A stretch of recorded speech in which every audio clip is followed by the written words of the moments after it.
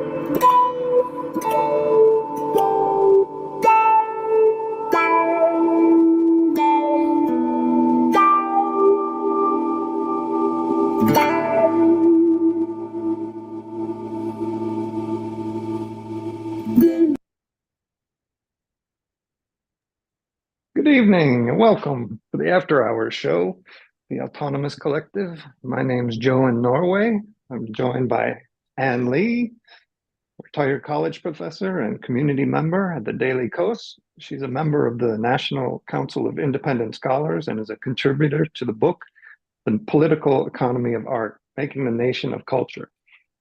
Hey, Ann, evening.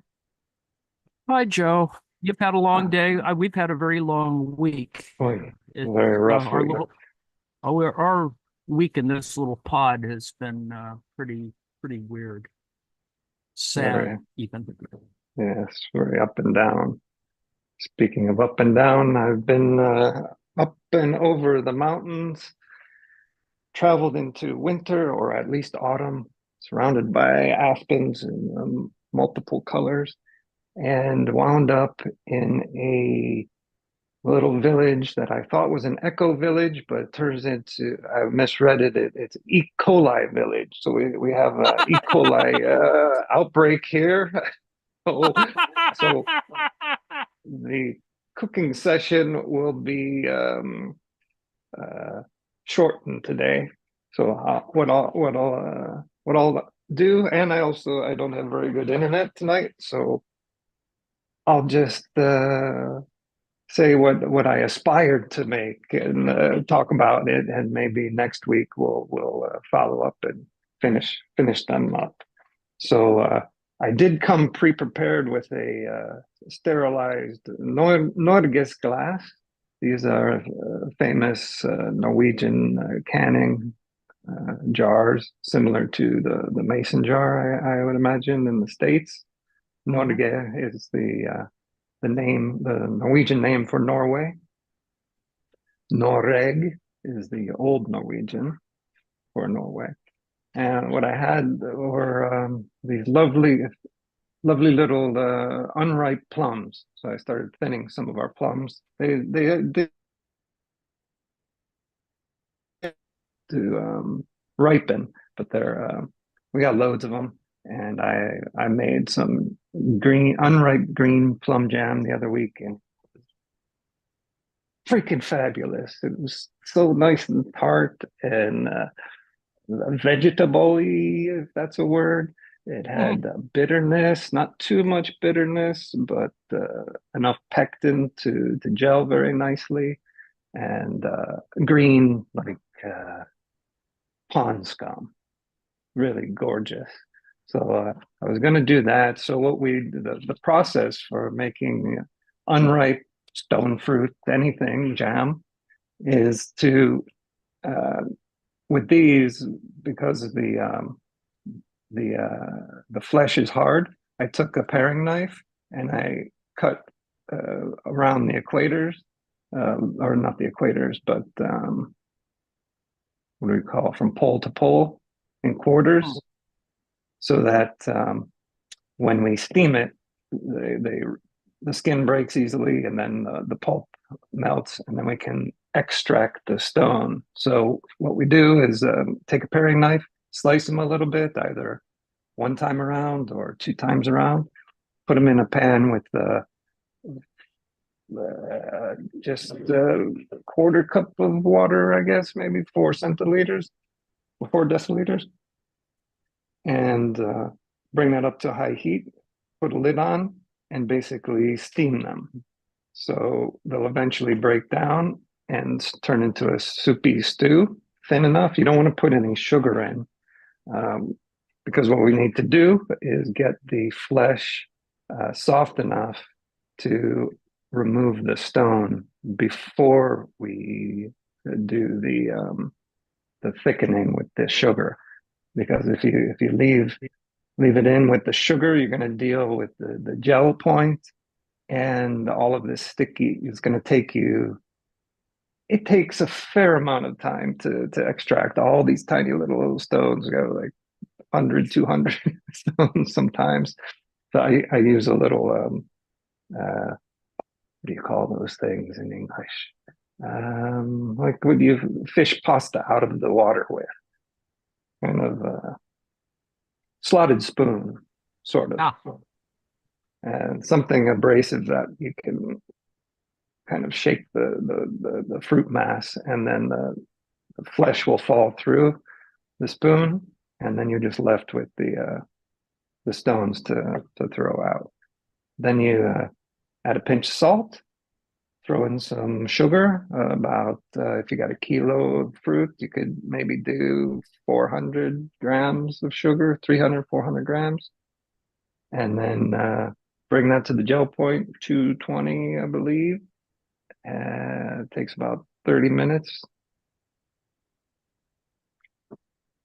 Half a lemon squeezed, or about a Coke fingernail's worth of citric acid, if you want to get all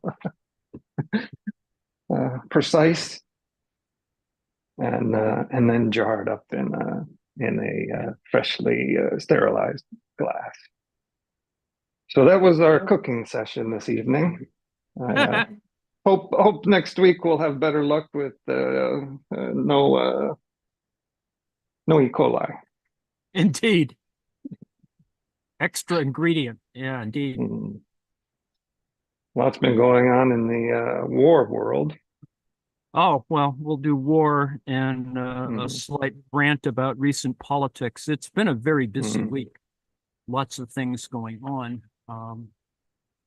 I don't know if we want to just start with the war. The war is the war's the war. I mean, the Kursk is the Kursk Oblast, which is adjacent to the border of Ukraine on the east side, or northeast side, is the Ukrainians made an incursion. They're now 30 some odd kilometers into Russia. It's the first time that Russia has been invaded since World War II.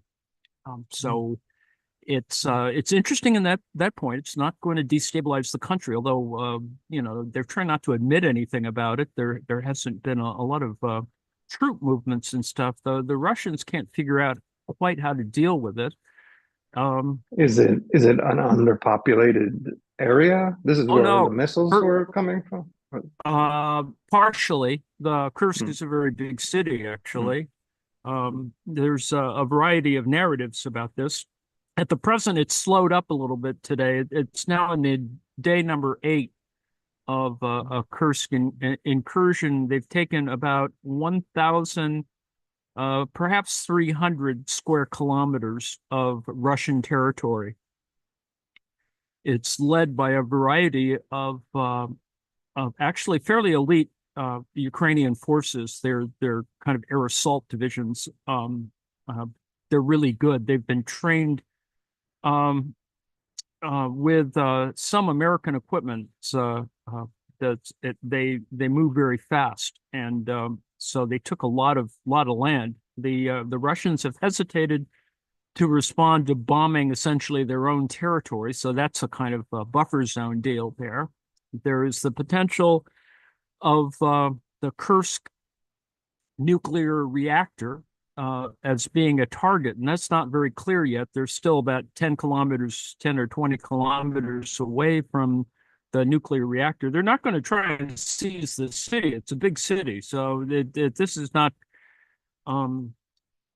they're going to need a lot more folks if they're going to try and take over the oblast. But if you're going to try and negotiate an end to this silly war, this horrible war, the way to do it would be to strategically take the entire oblast and then get the Russians to leave the occupied territories in a trade, and bring a ceasefire, bring in peacekeepers, and try and work it out that way. That's probably the biggest leverage point if they actually seize the entire oblast. But it's unclear whether the Ukrainians can hold all that territory once the Russians figure out what to do. They just haven't decided. Their air support is bad. Some towns are being taken over. They've just fled. 100 Russians, the whole company just gave up, surrendered to the Ukrainians.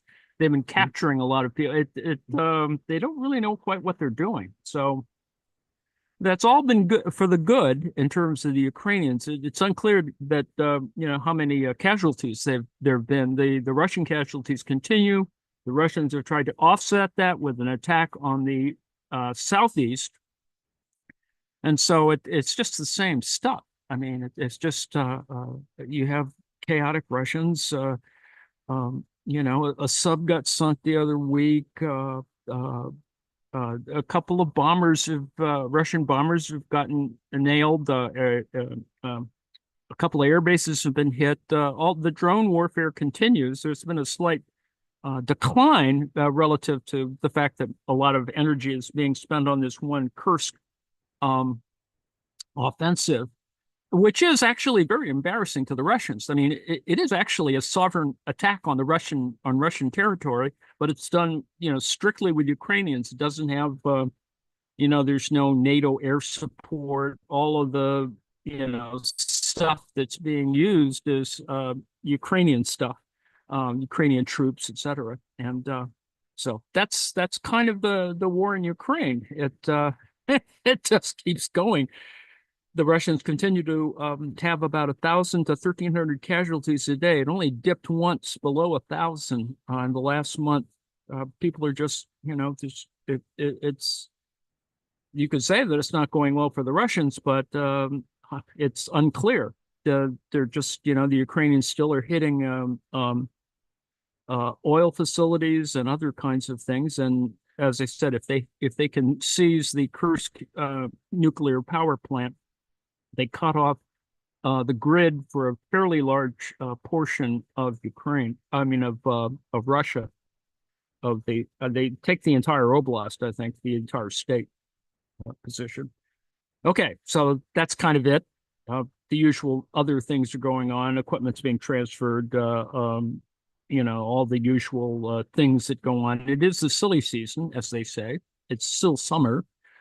It is European holiday time, and that hasn't stopped a lot of people from going on holidays. So there's, the August is a really funny period for a lot of things. Needless to say, there is war, of course. So that's kind of Europe. And then there's been, of course, wacky weather. Nothing. Well, before you leave the war, I was Yes. wondering, did you get a chance to see that drone footage of the new drone tech where they're having a physically wired cable to it instead of Oh no. Interesting. yeah so it's basically like a kite so that they can avoid being jamming. Yes. Yeah, That's like a tow missile. up to 7 or 8 kilometers long, so then you have this wire leading the wire out. Well, most advanced stuff now has trailing wires, torpedoes and tow missile, anti-tank missiles. They're more accurate because in a sense that you have the trailing wire connected to the darn thing. It is a better technology. And of course, with respect to electronic warfare, there's a significant electronic warfare jamming going on. Let's see, the Ukrainians captured the latest tech, Russian tech. They captured an intact, top of the line T-80 or T-90 main battle tank. It's completely intact with a full tank of gas. I don't even know how they managed to do that. but apparently it also has some new anti-drone radar stuff, detections, electronic warfare stuff that they're going to probably reverse engineer on the Russians. Crazy things happen. There's a bunch of new drones being put out too. There's these other smaller itty bitty drones that are going to be used to knock down other drones, and so it's pretty intense stuff going on. Then there's other comments on crazy stuff. Whether they're going to try and drag Belarus into this whole Kursk thing, and it's all the usual stuff. And yes, this past week the Ukrainians did drop a drone or two up real close to Moscow. So it's like they're doing wacky things. Wacky things are happening. So that's pretty much the war. It's another war, and of course, Israel Gaza is problematized by the fact that technically there's no battle, and you just have sort of missile volleys going one way or the other, and terrible things, things being attacked, but it is relatively calm. In other words, the Israelis sent all their reservists home. There are no reservists in the field. So that's a problem relative to Netanyahu wanting to keep the war going. So that's the problem there. And a ceasefire is going on, is being discussed with Qatar, Egypt, who else? Not the Saudis for some reason, and the U.S. Oh, because he's worried about getting assassinated. Oh well. If he makes peace with Israel Yeah. without establishing an agreement for a Palestinian state. Yep. Uh, and of course, there hasn't been a technical retaliation from Iran yet on because of those assassinations from the other week. So Patience is a virtue. a reckoning is coming. I would assert some serious reckoning. It will come. I'm not sure what it is. So it's unclear. No one's been predicting. But you gotta hand it to the mainstream media and the Biden administration. They're doing their damnedest to whip up a fear of this imminent Iranian attack that's going to trigger, well, what Iranian aggression, I guess. Is that how it's going to be worded? Well, All that's one level. all the while, regardless of any ceasefire, you know, wishful thinking, which can't even be in the cards. Israel continues going on. Well, it's in Israel continues to go on with their extermination policy, and yeah. Haaretz and B'Tselem released the reports on the human shields, the use of Palestinian human shields. It's Uh, still happening, and a couple of hostages hmm, died the past hmm. week in some of these minor. It's not major offensives. It's just sporadic, serious, missile attacks. But it's not as horrible as it was before. But I mean, after the first Um, 40,000, whatever. It's just the well, I was awful. just pointing out that the focus on Iran attacking uh, kind of distracts from the fact that there's this massive humanitarian Oh, crisis of well. food. I think they're down to 28 trucks now getting in Oh, Christ. a day. When, It's just so awful.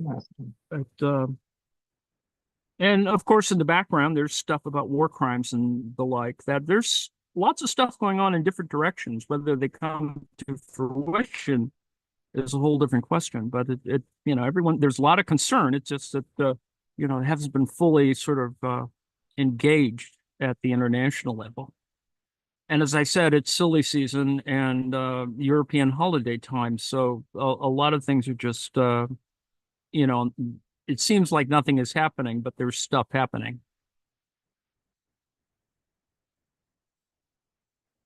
So that's the current state of European stuff.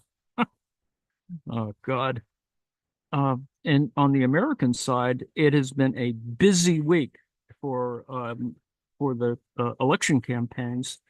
Um, Trump continues to be stupid. I mean, I think he's trying to save money by doing so-called press conferences or news conferences, and they're nothing like a actual press conference. He just yesterday's was at Bedminster, and he had props this time. You know, he had um, no one decided to put out Cocoa Puffs, but they did have Fruit Loops on the table for a demonstration.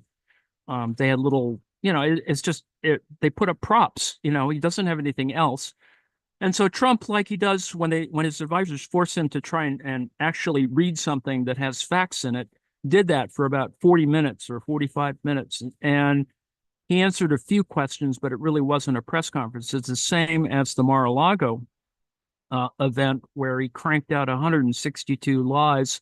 I don't think anyone did a count on the one on Thursday, but he verged into that area too, and it was just they truly do not know what they're doing, which is good. I mean, uh, otherwise, there's the usual revelations of J.D. Vance's just weirdness. It is weirdness, and so they've and the Trump campaign does not know how to. They're still trying to attack the Democrats' vice presidential candidate Tim Walz because of his military service, and that's not doing very well. They really can't do much considering that J.D. Vance was only, I think he was 3 or 4 years as a E4 specialist.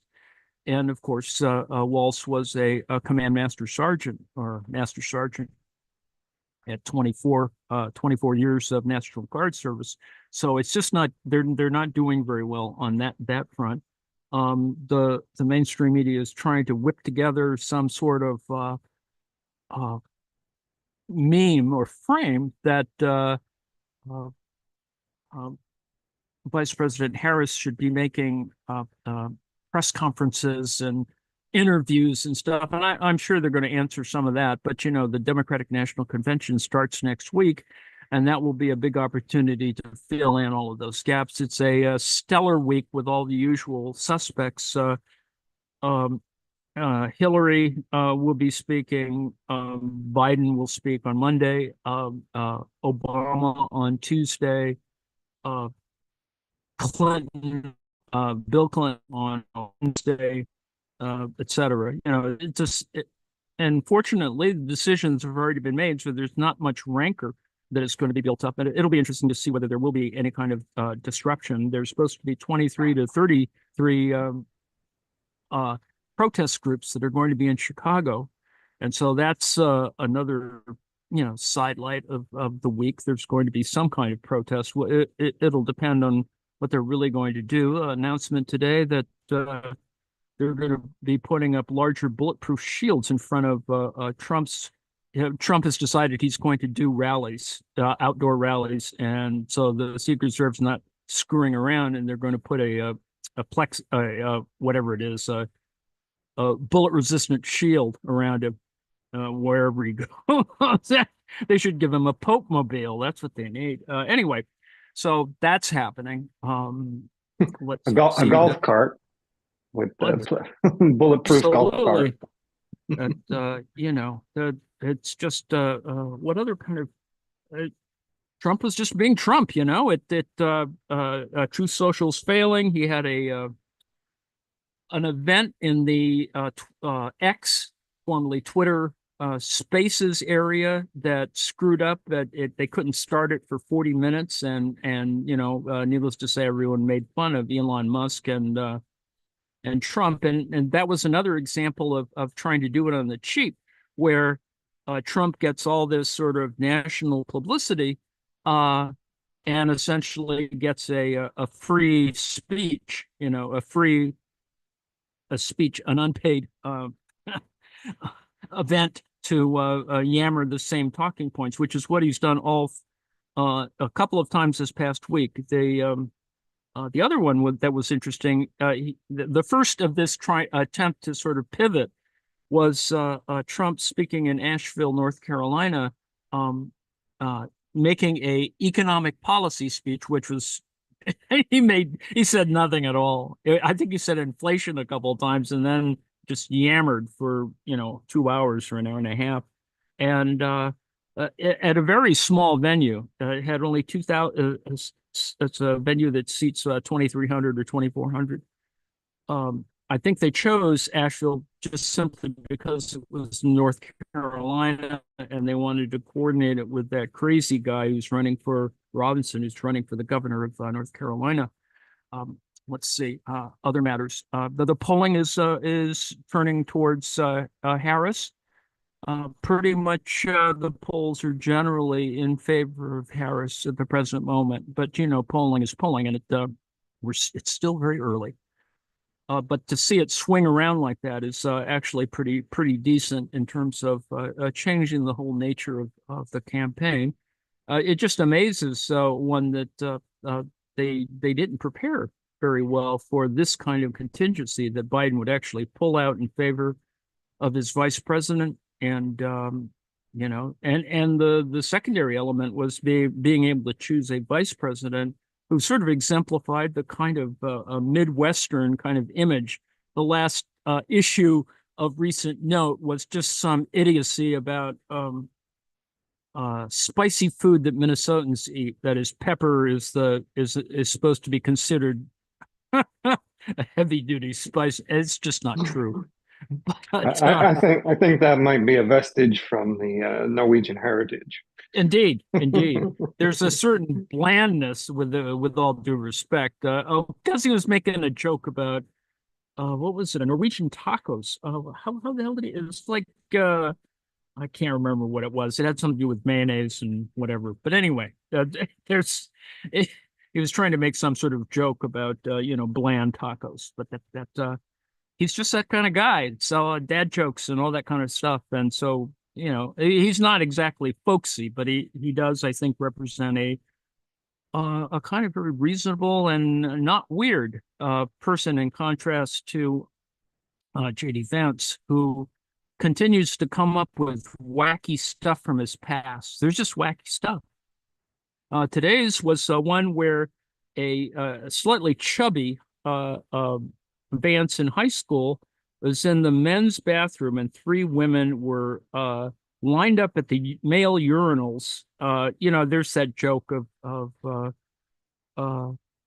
it's a trans joke of a trans person urinating in a men's bathroom urinal, but he had three girls do it, and this is high school, right? So this is just jag-off behavior.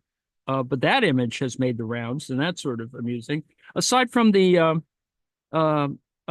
J.D. Vance image, I think it's from law school, where we see J.D. Vance in drag with a blonde wig, and needless to say, he looks a little drunk. So that's there's just embarrassing crap that has been produced relative. He was at a truck stop 2 days ago that looked like the Four Seasons landscaping thing. It was pretty embarrassing. Was he hanging out with the world's favorite mayor by any chance? World's favorite mayor? No. But they're Rudy not, in drag. He's a big. No, but Rudy. I think Rudy managed to save a little money this past week, I think, relative to how much he had to cough up. He's really in trouble. I mean, there's that big judgment, civil judgment against him from Georgia, still happening. Other problems that are coming up is the Trump hush money defense people are trying to, well, first of all, their usual trying to just stop the proceedings. But today, I think they were trying to delay it until after the election, and there's just no reason to do it.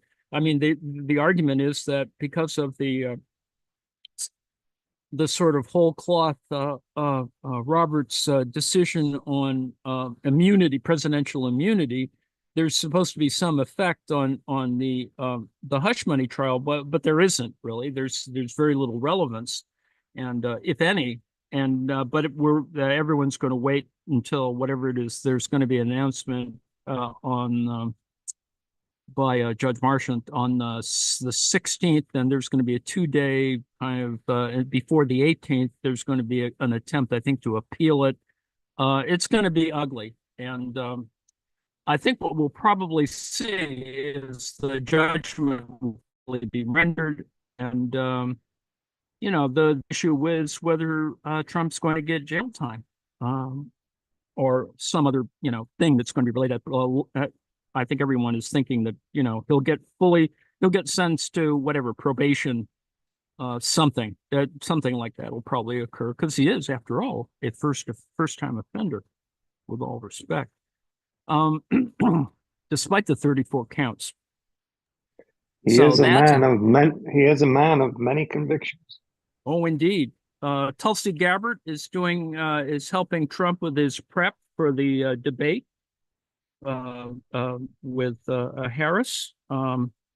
There was an agreement on at least one vice presidential debate that will be on CBS. I can't remember the date. There's going to be some attempt to have more than one, but I don't think that's going to happen. Let's see. But for the next week or so, the Democratic National Convention will take up a lot of air. So whatever Trump is going to do during this week, he better have something interesting rather than the same old that he's been producing. It's essentially all he's been saying is the same stuff, and some of the oldies but goodies have been introduced, but there's nothing very new or interesting or remarkable, in fact, in some of the little tropes and memes and framing that has been coming from the Trump campaign. Just out of curiosity, are there going to be any progressive voices speaking at the convention? I don't recall. I mean, Andrew Cuomo gets a speaking spot. I can't remember whether Bernie gets to speak. I can't remember whether Bernie is speaking or not. I had it on a list of some kind, but the fact that, as I mentioned the last time, John Kasich, they've given John Kasich a speaking spot, and I don't know what kind of whatever connections he has. I mean, he has spoken before at a Democratic National Convention, but recall that he is the former, governor or whatever of Ohio, and he's a Republican, and he's also pro-abortion. So it's just I do not know why they would give him a speaking spot, but they did. So progressive voices. Well, I don't know if there's going to be much in the way of progressive voices on the podium. I just can't remember. I should hunt down the list. I do have a list sitting somewhere.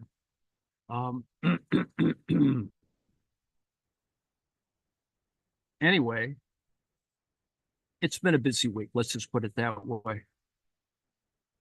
With more armament, more chaos in the same and usual places. The Republicans have become more obnoxious. For example, Nancy Mace, who is this reactionary from North Carolina or South Carolina. She's a member of Congress. She's just an incredible reactionary and actually quite annoying, and insisted in her appearance on MSNBC, or maybe it was CNN, insisted on mispronouncing Kamala. So it I mean, it's just dumb. Let's just put it that way. But she's quite obnoxious. Let's see. Oh, Bernie Sanders was the first person to speak on Monday. That's why. More interesting is Gretchen Whitmer will also speak on Monday.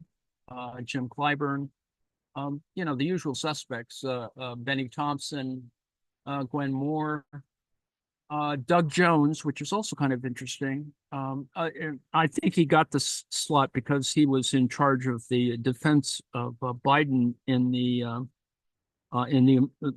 GOP's attempt to impeach Biden. Klobuchar is going to speak. Michelle Obama is going to speak on Monday, and on Tuesday, and this is more interesting. Sally Yates is going to be the first platform speaker, which is important in the sense that she was sort of one of the first people fired by Trump when he was elected. Because she refused to. Well, anyway, she had issues as the acting assistant attorney general, whatever, deputy attorney general. Or no, acting attorney general. Anyway, she got fired by Trump in like the first month, and she's from Georgia, and I would assert that Sally Yates will likely become in the Harris administration will probably become the attorney general, but that's just my guess.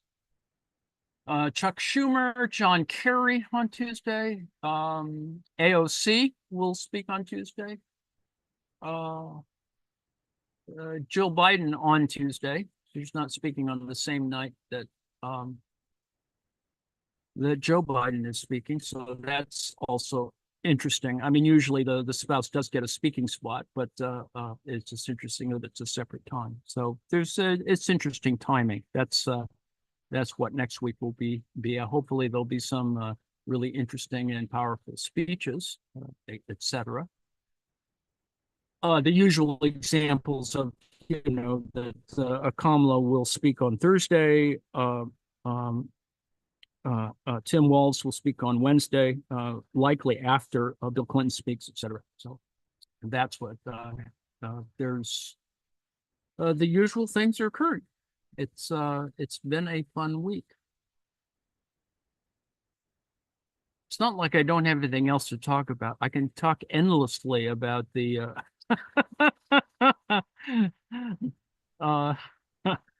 about the military situation in Ukraine, because it's what I do every day. It is quite fascinating in the sense that all the tactics that the Russians had sort of prepared have sort of gone out the window because of the Ukrainians suddenly deciding to do this major offensive into Kursk, which most people now agree that it did catch the Russians by surprise. But in fact, I would say that it was could have been expected, because it was the weakest point, one of the weakest points on the entire line of contact between Russia and Ukraine, and it was also populated with not very good troops, and so that was, I mean, all of the things were in place for a decent kind of offensive. So that happened. Let's see. The other ugliness of the week was Trump's claim that a series of the top 10 crazy things that he said during his so-called presser, that is that Kamala Harris's rally in Detroit didn't exist and was simply a constructed artificial intelligence image, that nobody met the plane. And this is all just, the usual kind of disinformation promoted on social media. The second one was Joe Biden prepared to have the FBI assassinate Trump. I mean, this is what Trump talks about, right? I mean, it's all lies, but clearly the Democrats decided, well, here's the top 10 crazy things he said. That the Democrats' messaging is to blame for the assassination attempt on Trump, which is totally weird. Joe Biden faked having COVID when he decided to withdraw from candidacy. He went down, that Trump went down in a helicopter with Willie Brown, the former mayor of San Francisco. I mean, it's totally just misidentifying the person that he went down in a helicopter in New Jersey. It was an emergency landing. I suppose it auto rotated. The chopper auto rotated. Nate Holden, who's a city councilman in L.A., was in the same chopper, and he's a really tall guy, African American. But for Trump to claim that Willie Brown was in the same helicopter, and of course it was really funny because Willie Brown just made total fun of Trump. And the only reason why Trump was uttering Willie Brown was because of this meme or trope that they were trying to push that Kamala had dated people in order to get prestigious positions, which is totally bogus. She did, of course, this was before she met her husband. She did date Willie Brown, and that's true. I think when she was a San Francisco DA, I don't have the timing correct, but it was pretty clear. It was a long time ago, a very long time ago before she met the second gentleman, et cetera. And of course, there's other things related to that as well. But they've been trying, they've been throwing stuff out there to try and create scandal, and they just not doing a very good job of it.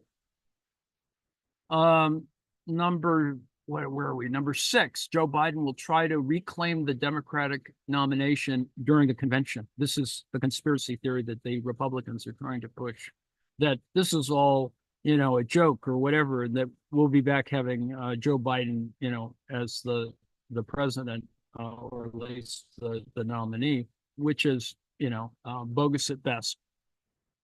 And that Kamala Harris only recently identified as Black. Now, and Trump started this 2 weeks ago in a little session he had with the National Association of Black Journalists, where he was doing his accordion hands thing and just simply saying racist stuff in front of Black folks, which is really it's the strangest thing. I mean, I suppose from a white racist point of view, it's meant that he's really brave or courageous, at least by attending such an event and claiming that, well, I don't know, blah, blah, blah, and all the disinformation. But that was an interesting event. And of course, it had its own kind of moments, considering that he was on a panel with 3 Black women, that Trump was.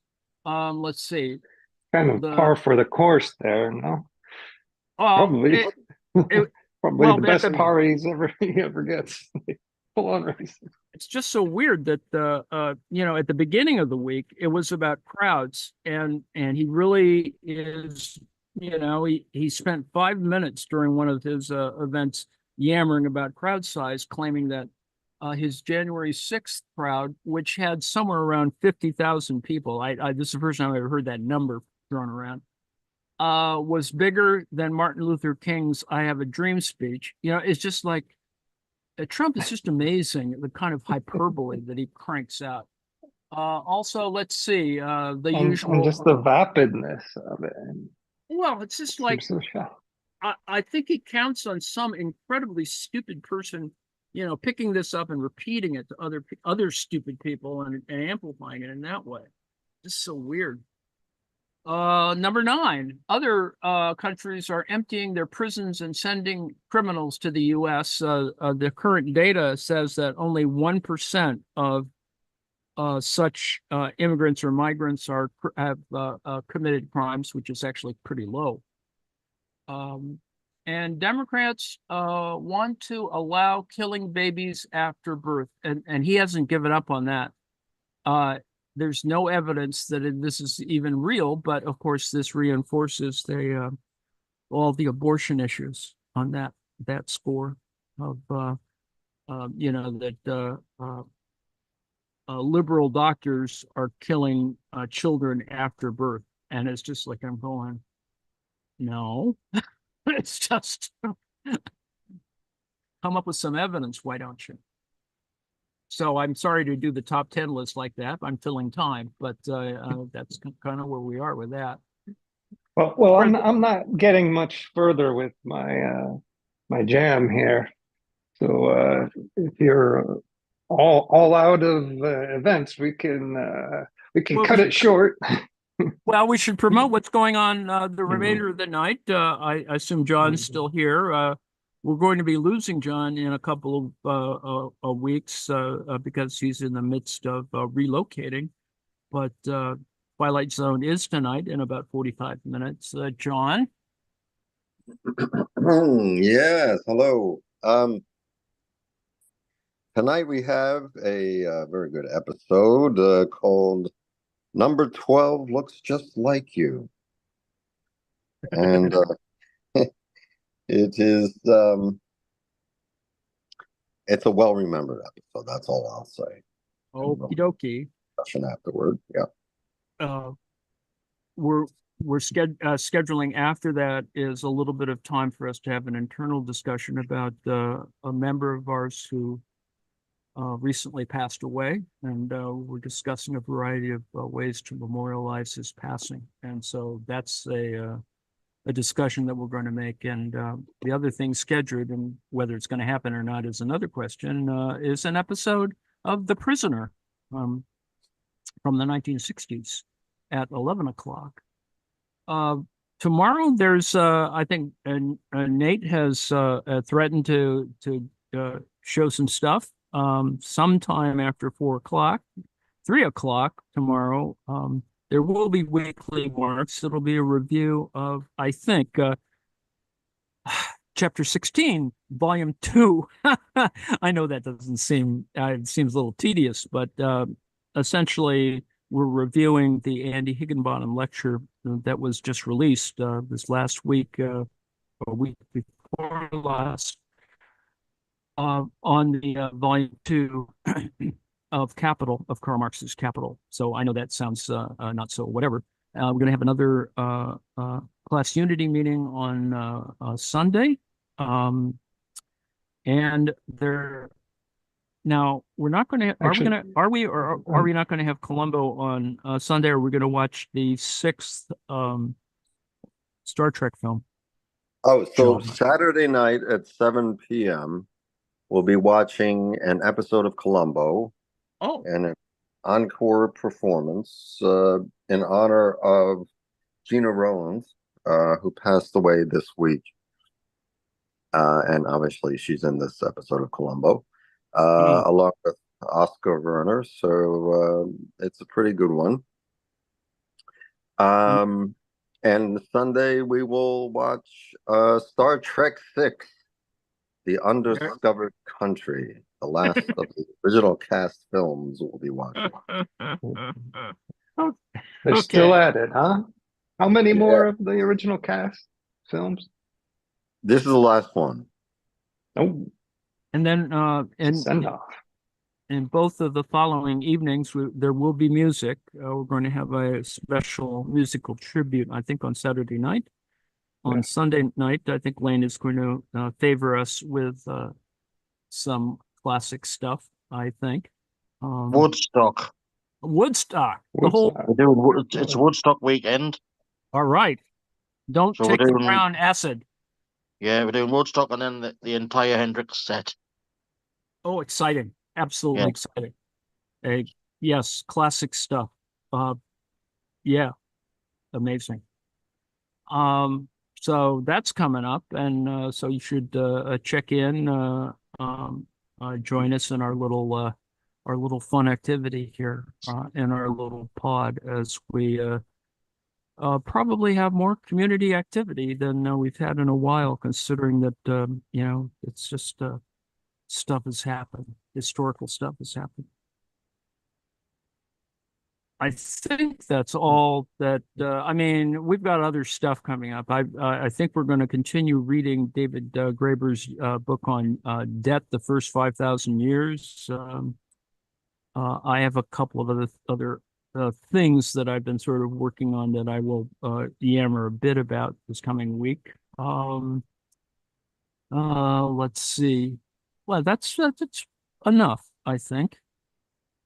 And next week is the Democratic National Convention. So if you're of a mind, you should watch. I think it aside from the fact that it's largely rhetorical, considering the kind of platform speeches, which you can watch, I think, gavel to gavel on not PBS but on C-SPAN, because they did that for the Republicans. C-SPAN should definitely do that for the Democrats in Chicago. And hopefully there will be alternative coverage of protests, that there will be protests in Chicago as well. We're close to the time for signing off. I'm looking forward to that jam being eventually made. Chicago next weekend. Oh, yes, that's right. John Hayes is going to Chicago. John Hayes will be, and hopefully he'll give some live reports so that we'll see. I mean, there have been occasions when John has favored us with live coverage. Our man on the floor, is he going to be on the floor of the convention or outside? No, I think he's going to be outside with the protester. This is recalling his own coverage of the writers' strike in LA. It was always interesting. I mean, really, truly, quite fascinating. And it will be interesting to see that. I mean, considering that they're trying to create a 2 mile buffer zone around the United Center in Chicago. So any protesters are not going to get very close. As far as I understand it, which is the same thing that and they did it in Milwaukee for the Republican convention. They kettled or they created a free speech area, as they have done in many conventions before, and hardly covered it at all. And I promise next week I will make an E-Coli free unripe green plum jam for everybody. If you'd like to join us, you can stop by the autonomouscollective.net, and all the information on Discord, Zoom, and whatnot is available. There's not another bomb event on the 18th of Lynn has shared some information, www.mobilize.us/if-not-now/ Thanks, Lynn. Thank you, Lynn. Let me just say, we'll try and do better next week.